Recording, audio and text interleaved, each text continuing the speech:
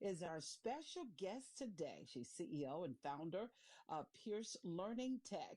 Hi, how are you? Good afternoon. I'm well. How are you, Juandolyn?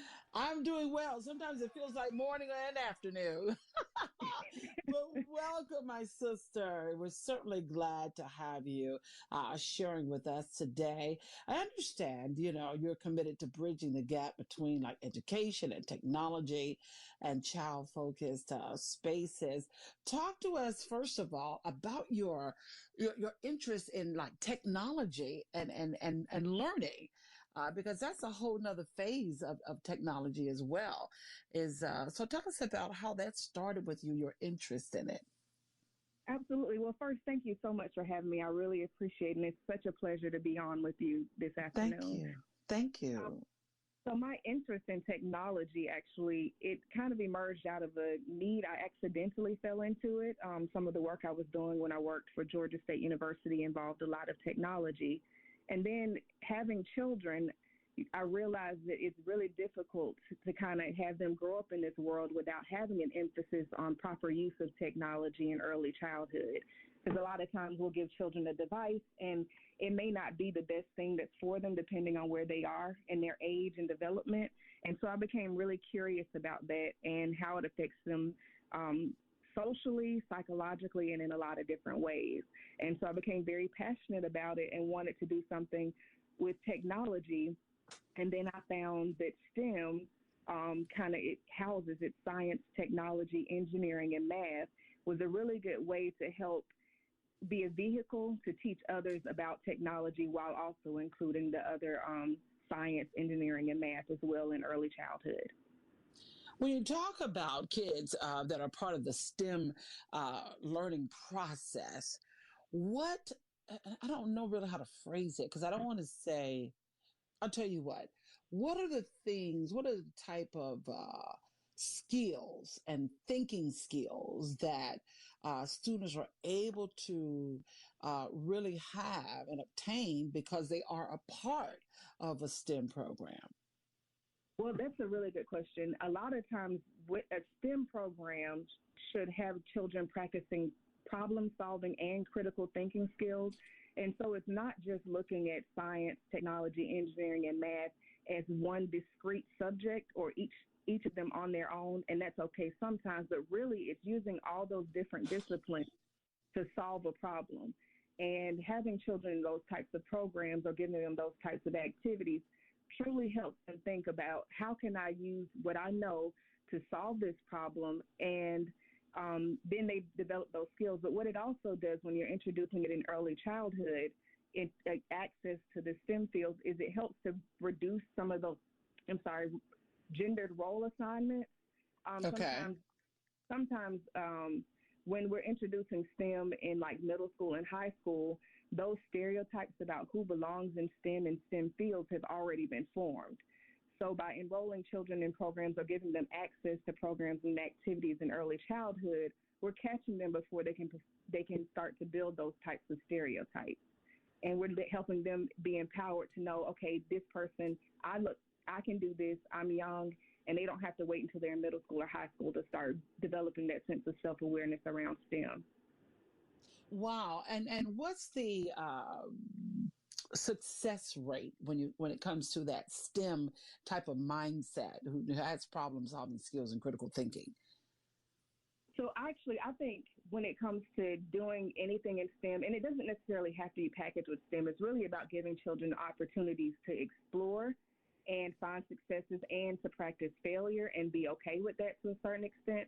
Because all of these STEM skills that they would get being in a program or doing those activities is not necessarily to prepare them for one thing in particular, but those skills are required and necessary and desirable across a lot of fields when you're looking for when they become adults and want to become employed or become employers.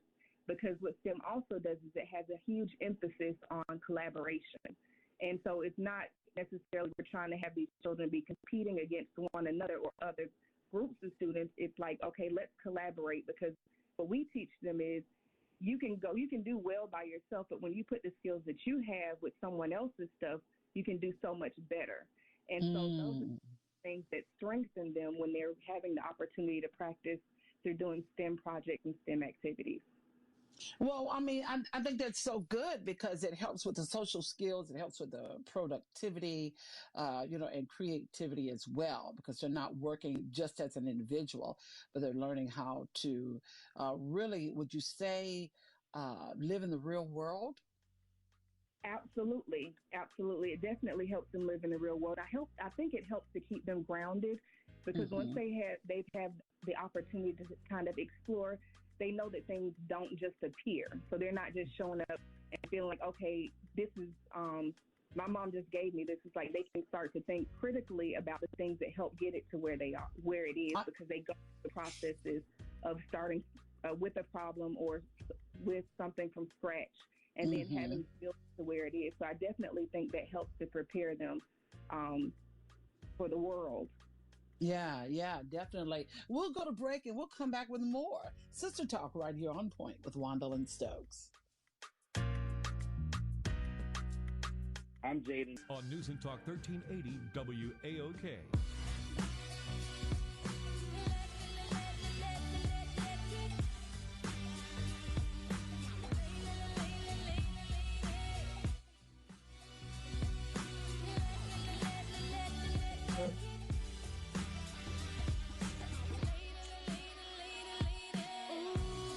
You shock it, shake it, baby. Electric lady, you're a star. You got a classic kind of crazy. Live well, win well. We're speaking on the Sister Talk with CEO and founder of Pearce Learning Tech, Baziel Pearce. And glad to have you sharing with us today. How long has Pearce Learning Tech been in place, and what got you to the point where you say, I'm going to start, my own company? Tell us about that journey. Pearce Learning Tech, we started in 2019. And I got there, I went to a conference for work when I was working at Georgia State, and it was the International Society for Technology Educators Conference. And there were children there from around the world demonstrating a lot of the things that they had learned around robotics and coding. And I realized when I looked back and got home and looked back, I was like, there's nothing like that in my community for my children. And then I Hmm. looked around for it, and I would have to drive 45 minutes to an hour and a half. And even if I had done that, there still wouldn't have been anything because my children were in elementary school and things were geared toward later elementary, middle school, and high school. And so I said, you know what, this is ridiculous. I have the skill set and I can acquire the knowledge that's needed to deploy this in my community. Because one thing that really disheartened me about that experience was the children. I didn't see a lot of children that looked like me or my Okay. children. And so I was like, you know what, the best way to do this is to put this in my community and put it in communities and give access to communities that look like mine or just that are traditionally excluded and historically underrepresented. And that's how it became, that's how Pearce Learning Tech came to be, because it was like, you know what, we need this and we need this in our communities before it's not trendy anymore. Because I feel like a lot of times sometimes we get this stuff, the trickle down we'll get, and the world will have moved on to something else. And I want us as a community to continue to be relevant and brought up to speed on the things that are currently relevant and sometimes ahead of what's relevant. Wow, that's great. That's great. And so when you talk about, your Pearce Learning Tech, is it a mobile business or do you also have classrooms and labs? How does that look? So in 2019, we established ourselves as a mobile business. So our little slogan was like, you just open the door and we'll take care of everything else. And so for many years, we were mobile. We go out to a lot of daycares, preschools, after school programs, churches, and we deliver the sessions on site. And earlier this year, we opened a STEM lab, and that's in Snellville, Georgia. And so the STEM lab gives access to people in this immediate community, and we'll definitely welcome people from wherever to join us. But the STEM lab gives this community access to STEM programs at a variety of different ages and a variety of different times as a form of enrichment. So we do mobile and we have classrooms. Wow. And so, as a part of the structure of the curriculum, is it a lot of hands-on activities? Absolutely. We do not believe in like lecturing little kids until they're until they're little bums are numb. So there's a slogan that says that if the bum is numb, their brain is too. So Oh. absolutely everything we do is hands-on. We have a hands-on component for everything, beginning with 2-year-olds up through elementary and early middle school. We want to make sure children can ask all the questions, can feel everything that we're talking about, and fully engage and interact with the concepts that we're trying to expose them to. And so, also as a part of the learning there, with the early education programs, you also do some field trips, right, as an adventure for people to learn, for kids to learn. Yes, we do. So we have partnered with some private schools and elementary schools to go on site and do field trips for them, and some summer programs as well. And so sometimes children can't make it out to the STEM lab, and some programs don't necessarily need us to come once a week or once a month.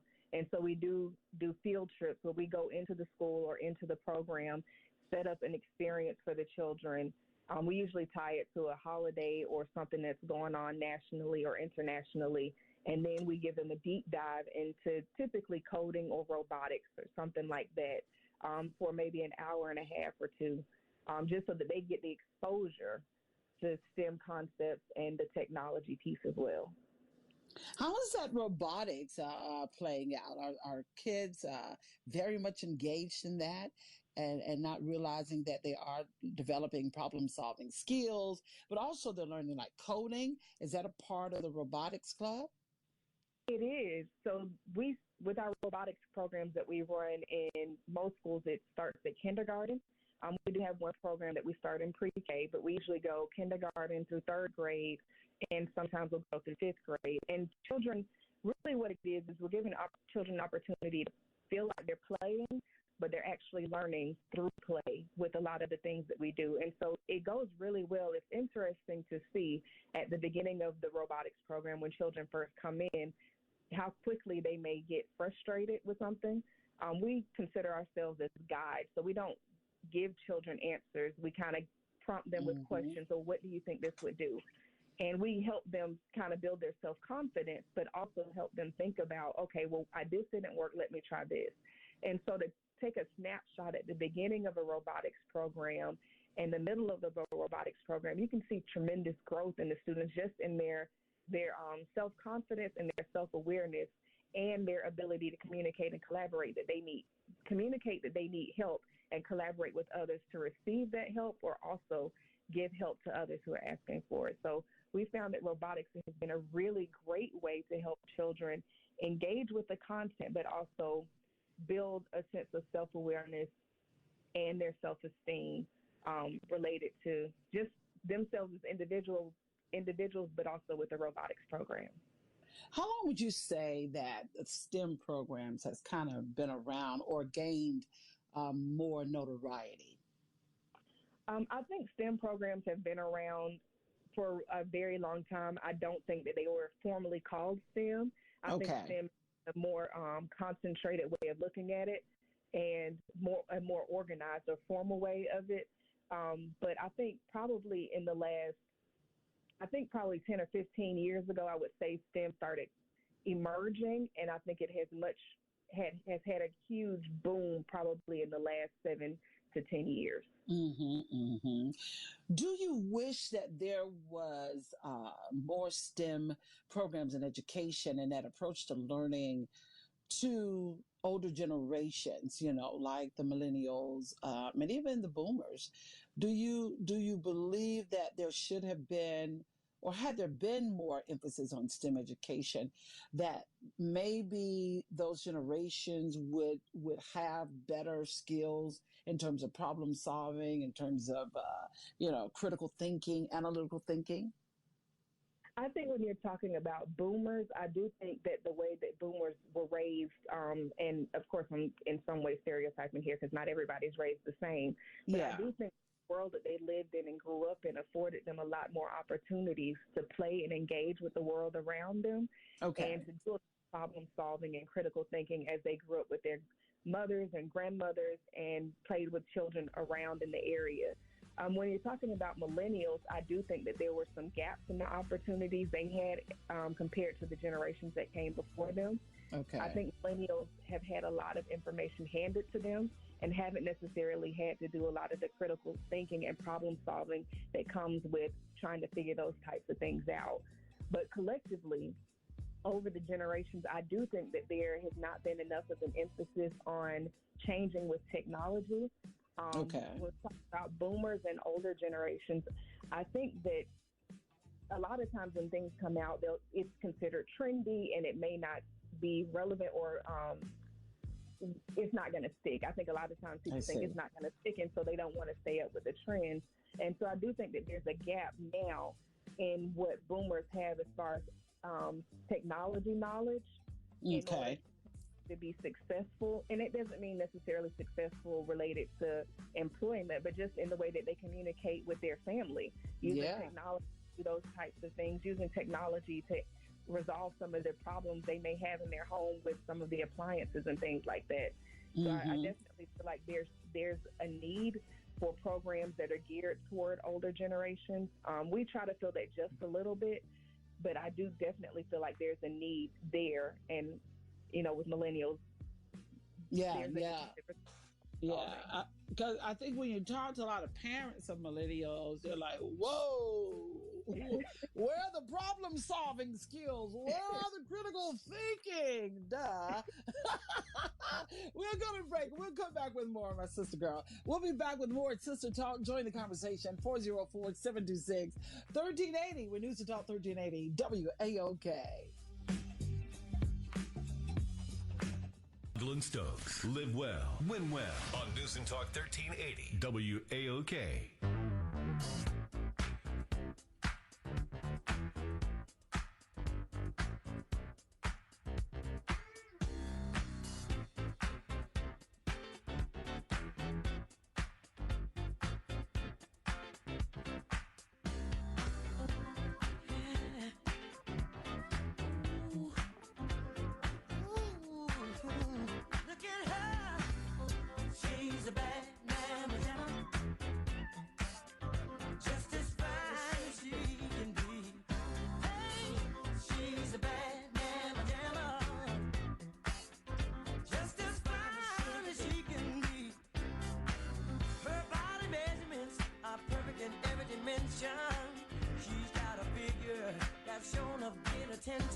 Welcome back to Sister Talk, right here on Point with Juandolyn Stokes.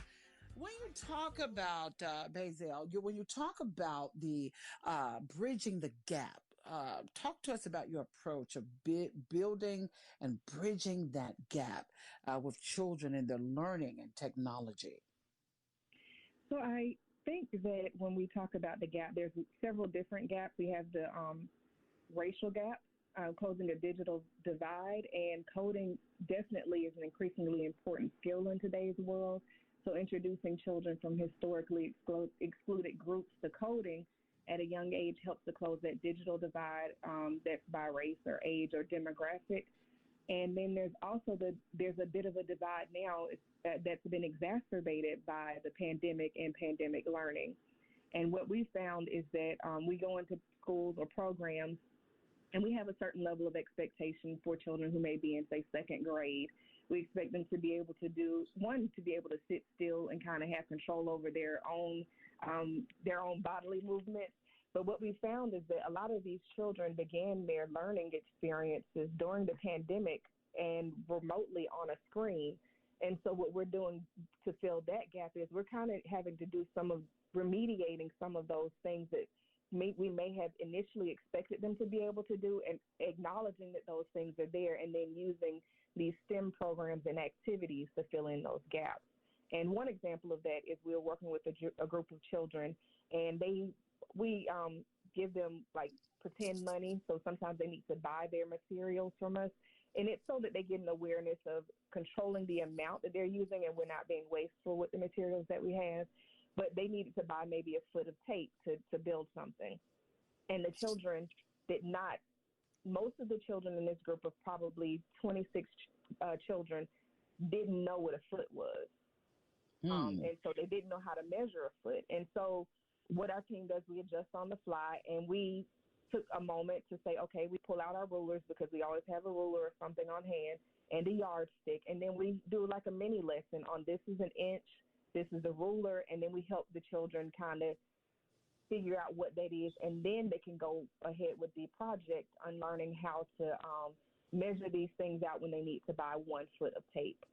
So when we talk about filling the gaps, STEM helps to fill those gaps that are left from pandemic learning, but they also help to fill some of the gaps when we talk about closing the digital divide as well.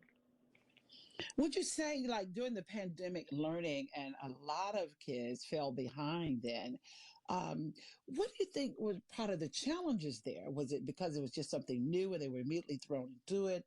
Were teachers prepared for this online learning with kids? What do you think contributed to, some of those gaps happening with the learning of our children?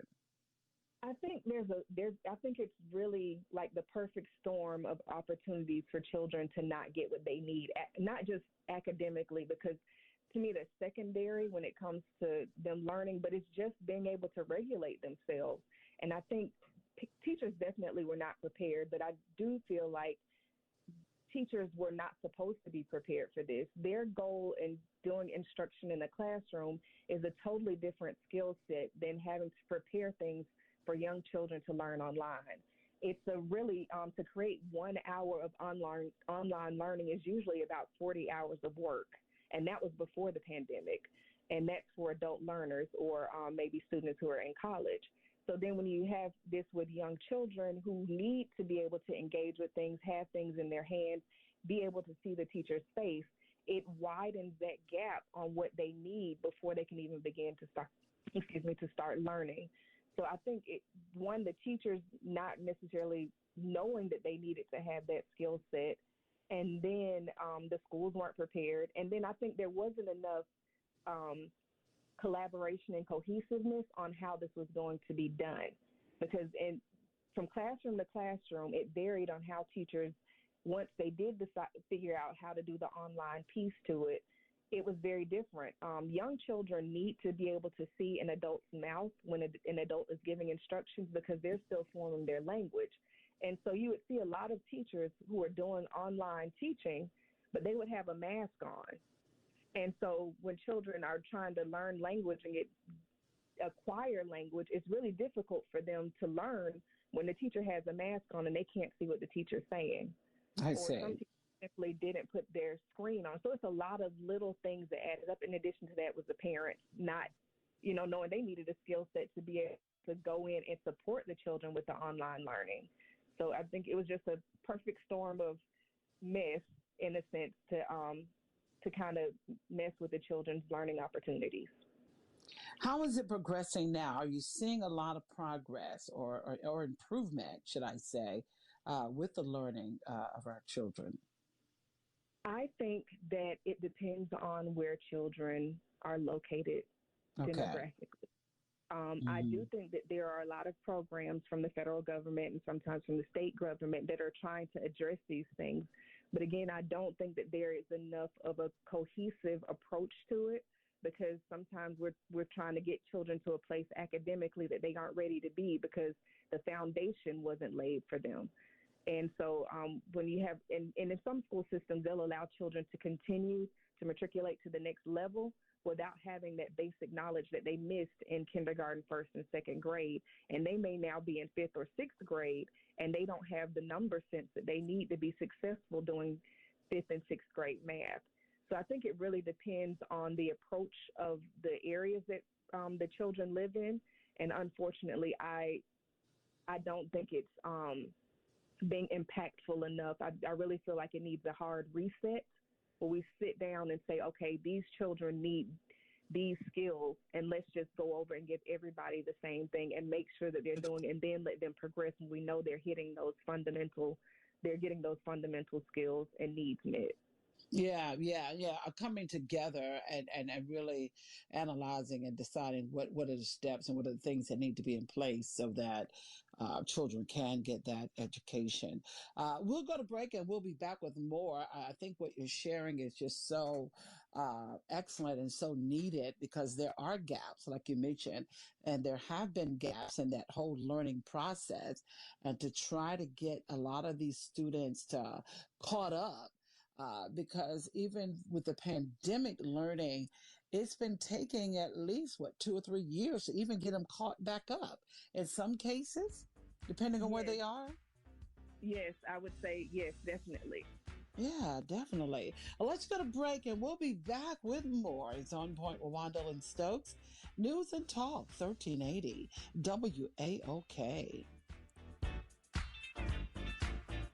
Sister soul, sister flow, sister Oh, sister flow. He met Mama locked down in old Moulin Rouge, strutting stuff on the street. She said, "Hello, hey Joe, you wanna give it a go?" Get you, yeah, za. yeah, it's On Point with Juandolyn Stokes, Sister Talk. Let's go to our phone lines. Quincy has a question for our guest. Quincy, go right ahead. Hey, hey, Juandolyn, how you doing? Good. And How thank are you for you? taking my call. I'm fine, thank you, ma'am. To your guest, been in Gwinnett County 20 plus years. Actually, my youngest daughter graduated from the STEM school that they first opened up there. So this is the basis of my question. With this level of education, what I've learned from the path that I took for my kids to get their education, that when the household makes education a prime focus, meaning from mom, dad, grandmama, auntie, you get a better, well-rounded product. With your obstacles, how much of the household not making education a priority in the day-to-day function, how much of that does that create difficulty for you doing your job or what it is you're trying to accomplish? Well, Quincy, I think that's a really good perspective and point that you bring up about the family having a cohesive vision on the role of education. And I think it can be challenging a bit. So when we have our kind of traveling STEM business, it's usually the educators on site who are pushing that forward. But when it comes to things like the STEM lab where it's parent driven, we do have a little bit more of a challenge. One, I think a lot of parents aren't familiar, if they're not in the educational space and don't have that background, they're not familiar with what STEM is. When I say STEM, they're thinking about a part of a plant. And so there's a gap in the educational opportunities for helping parents become informed about it. But I do think when you talk about it in education, my mom would always say that children succeed in areas where parents agree. And if parents aren't in agreement about what's important in education, as far as education or enrichment and things like that, then I do feel like there's much more onus on the child to kind of seek those things out and become self-informed with it. So it's definitely a challenge if the household and the community doesn't agree that it's a priority and set that expectation. And then one other question. And I guess going down the line, do you see the monastery school structure as far as the young people? Because I've been listening to the age group in which you're speaking of. Do you see like the Montessori school logic being somewhat of a fit for you to come in and be able to work with these young people whose minds who are already being tapped and energized? And thank you for taking my call. I'll listen. Thank you, Juandolyn. You're welcome, my brother. Go ahead. Thank you so Yes, much. Quincy, to answer your question, absolutely. The Montessori program. So Maria Montessori, I definitely am a fan of hers and a follower of her work and a consumer of her work. And that's actually what helps to inform how we do things. So our programs and our methods definitely are kind of reflect a lot of what Maria Montessori found to be effective in early childhood education. That's great. That's great. Let's go to John. Hi, John. Good afternoon, ladies. Great program. I'm happy that Wanda was able to have you come in so you can talk about the STEM program. And I enjoyed listening to what you're doing and moving these students into the direction of virtual reality, coding, gaming, AI, as well as pushing these students to the next level. My question to you is, I'd like to hear your feelings on AI and also, and I'm sure you can move into the direction of the metaverse. Your feelings on both of those particular platforms, and are you already doing that? And I'll leave you with this, and I'll hang up and listen. There are millions of dollars sitting in the Department of Education as well as the federal government for grants dealing with STEM programs, math, science. And you may have to collaborate and partner with several schools, but you might be aware of it, but look into that. I will hang up and listen to your response. First, thank you, John. If you have any hookup or awareness of a way to help us with grants or grant writers, please, at the end of the show, I believe I have the opportunity to share my information. Please share. I'm more than happy to explore those opportunities. But to answer your question about artificial intelligence, I definitely feel like that's important. It is a tool that is not going anywhere, and young children are already using artificial intelligence. When you think about Alexa or Siri and those other things that they can use, they know the name. They'll say, Alexa, play my song, and Alexa knows how to do it. They're talking to a remote, and the remote is communicating with the television, bringing up the show that they already knew, that they know or want to watch. So young children are already immersed in the world of artificial intelligence. It's not going anywhere. But we do need to do a better job of teaching children that that is not a real person, and being able to separate what is fictional from what is factual. And as adults, we need to be able to be kept abreast of what's relevant and what's going on in the world of artificial intelligence, because it continues to grow by leaps and bounds, not just from year to year, but from month to month. So in the world of artificial intelligence, it's definitely important in early childhood, but it's going to be relevant and important across the lifespan, because it's not going anywhere. Absolutely. It certainly is. And let our audience know how they can connect with you and reach out to you and learn more about your learning center. Yes, so I'm on social media. You can look me up. So Pearce Learning Tech, we often will refer to it as PLT. So I'm on Instagram as @PLTSTEM. You can also visit our website, which is pltstem.com. And if you'd like to, feel free to call or text at 404-969-2359. And if you're ever in Snellville, please feel free, look us up on Google. We'd love to have you stop by the STEM lab and spend some time with us. Awesome. Share that information one more time. Yes, you can reach us on Instagram at PLTSTEM and on our website at www.pltstem.com. You can reach us by phone at 404-969-2359. You can call or text. And you're more than welcome to visit us at our STEM lab. Just look us up on Google, PLT STEM lab, and it'll give you directions, or call us, and we'd be more than happy to spend time with you there. Wonderful. Well, awesome. And continue doing what you're doing. An awesome job. And we appreciate you for being our guest today. Thank you so very much. Thank you. We appreciate you. You're welcome. Wanda. I really appreciate it. Sure. Anytime. We're here for you. Baziel Pearce, right here on point with Juandolyn Stokes. Check it out. Pearce Learning Tech, PLT. Thanks a lot. It's been great today. We'll be back tomorrow for a winning Wednesday. Stay connected always. Thank you, Chantel. And also thank you, Angela Green. Thank you both. And thank you to our audience. Yeah, I appreciate you listening. And